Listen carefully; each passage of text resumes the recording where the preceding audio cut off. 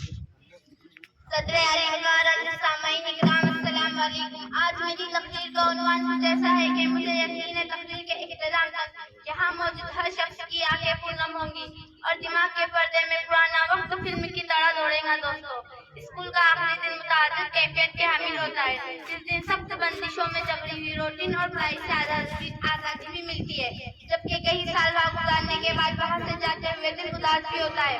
طلباء اپنے اسکول کے آخری دن کو مختلف انداز سے یادگار بناتے ہیں کہ طلباء کچھ ایسا کرتے ہیں کہ ان کی اسکول کی پیچھے رہ جانے کو یاد ہے۔ عزیز سامعین، اس روز ان اساتذہ سے بچھڑنے کا غم بھی ہوتا ہے جو اس پوری اسکول کی زندگی میں بھرنے لگتے ہیں، اور وہ ہم جب جس سے بہت اچھی بات چیت نہیں ہوتی ان سے آخری مرتبہ گلے لگتے ہوئے آنکھوں سے آنسو آ جاتے ہیں۔ اس دن سب دوست کہتے ہیں ہم محبت میں رہیں گے، لیکن دل گواہی دیتا ہے، اور یہ دنیا کا دستور بھی ہے کہ انسان جہاں جاتا ہے وہاں پر ہو کر جاتا ہے۔ سب دوست زندگی کا اگلا سفر شروع کرتے ہیں، راہیں الگ ہوتی ہے اور دنیا کی اس بھیڑ میں دوست گم ہو جاتے ہیں، اور وہ اساتذہ جن کی باتیں کبھی اہمیت کی حامل نہیں ہوتی وہ باتیں یاد آتی ہے۔ صدر علی وقار کہتے ہیں اسکول کا زمانہ بہترین زمانہ ہوتا ہے اور اس کا اندازہ ہمیں اس آخری دن ہوتا ہے۔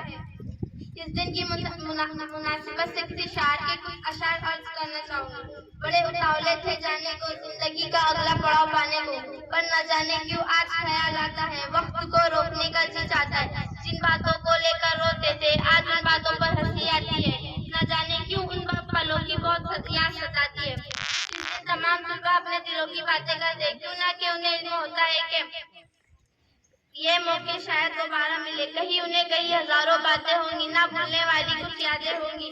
صدر علی وقار کہتے ہیں اسکول کا زمانہ بہترین زمانہ ہوتا ہے۔ کہیں ہم اجنبی نہ بن جائے دوستوں، کچھ اشعار عرض کرنا چاہوں گی۔